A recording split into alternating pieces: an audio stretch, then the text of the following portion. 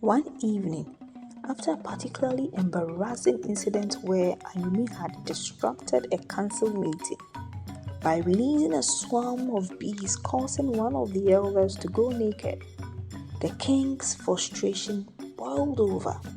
"Ayomi," he thundered, his voice echoing through the palace halls, "your behavior is unbecoming of a princess. You bring shame to our family." Hello friends, grateful for your support.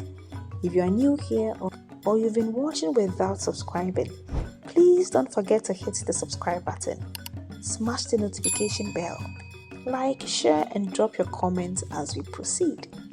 In the kingdom of Ara, there lived a wealthy king named Obieze and his beautiful queen Adaku. Their palace was the envy of many, filled with gold, silver and every luxury imaginable. Yet, despite their wealth and splendor, their hearts were heavy with sorrow.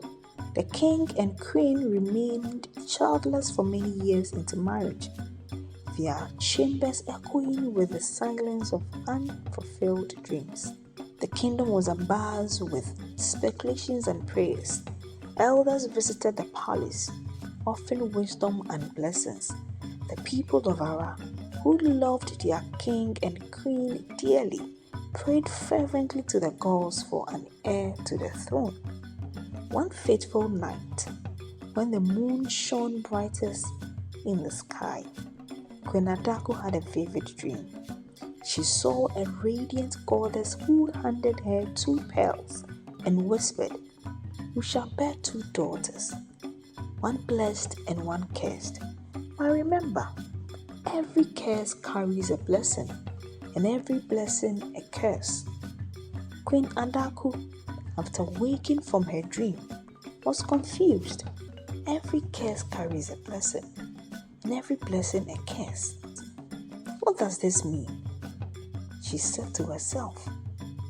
She then narrated the dream to the king, her husband, who encouraged her to remain positive and expect the best from the gods. They kept the good news to themselves while in expectation. True to the goddess' words, the queen took seed a year later. The discovery of the pregnancy bred a feeling of anxiety. The queen was torn between sadness and happiness, but that did not deter them from preparing for their girls. Months later, King Obieze and Queen Adaku welcomed their bundle of joy. The youngest daughter, Ayomi, was born with a partial deformity on her face that contrasted sharply with her sister, Adeze, who was perfect in every way.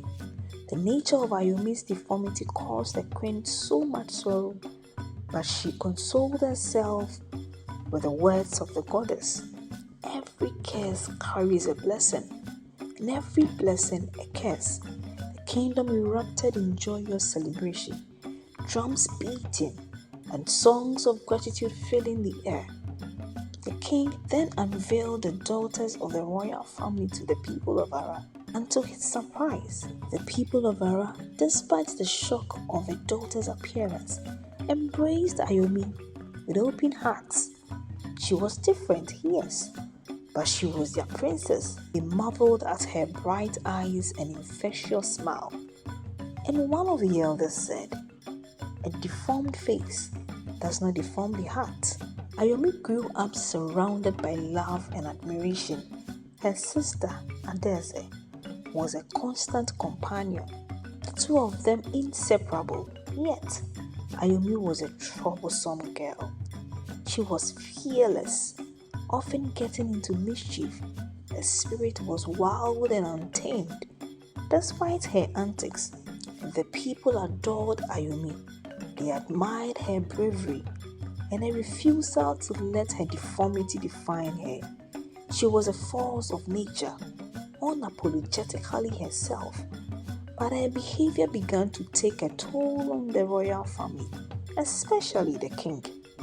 King Obieze, though he loved his daughter, was deeply troubled by her actions. Ayomi's shamelessness and mischief often embarrassed the family.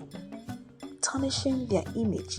She would climb trees, steal people's pot of soups, steal vegetables from the market, set people's items on fire at the town square, and played pranks on the palace guards. The king's patience wore thin as he struggled to control his wayward daughter. One evening, after a particularly embarrassing incident where Ayomi had disrupted a council meeting by releasing a swarm of bees causing one of the elders to go naked, the king's frustration boiled over. "Ayomi," he thundered, his voice echoing through the palace halls, "your behavior is unbecoming of a princess. You bring shame to our family." Ayomi, unrepentant, merely shrugged. "Father, I am who I am. Why should I hide my true self?"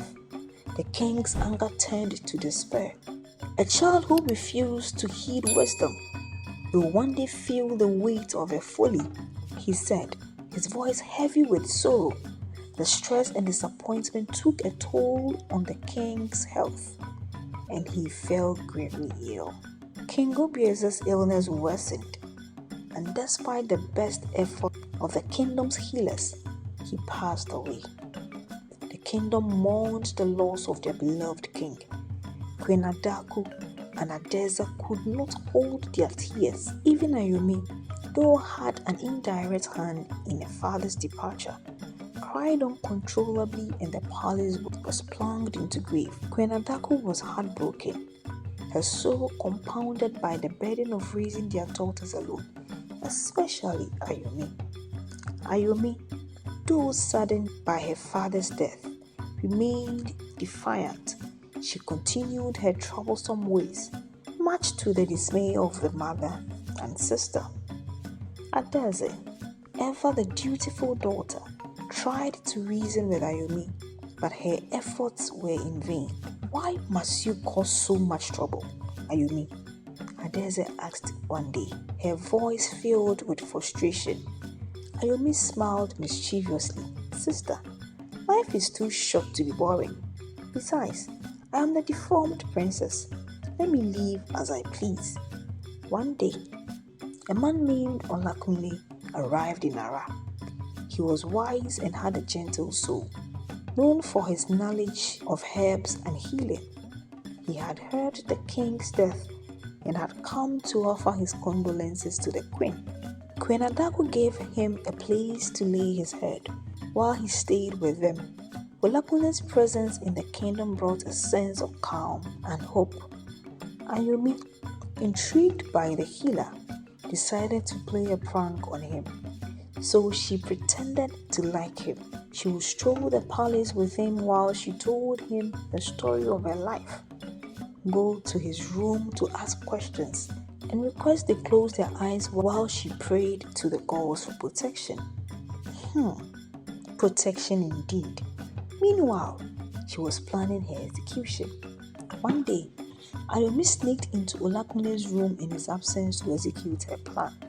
Not knowing Adeze saw her, knowing who her sister was, Adeze hurriedly joined her in the room. Ayomi immediately aborted her intentions and acted as if she were there to assist Olakunle in packaging the herbs. Ayomi said to herself, "Tomorrow is another day." Ayomi the next morning monitored Olakunle and once again sneaked into his room while he had breakfast to execute her plan. She swapped the herbs in his bag with poisonous ones, thinking it would be a harmless joke, and left the house as usual to cause fear and panic to the people of Ara at the town square. However, the prank backfired when Olakunle accidentally used the herbs to treat his eyes. He went partially blind. Ayomi, hearing the news from the guard at the palace gate upon her return, fled like a bird. Will she ever return to the palace? Let's find out in the next episode.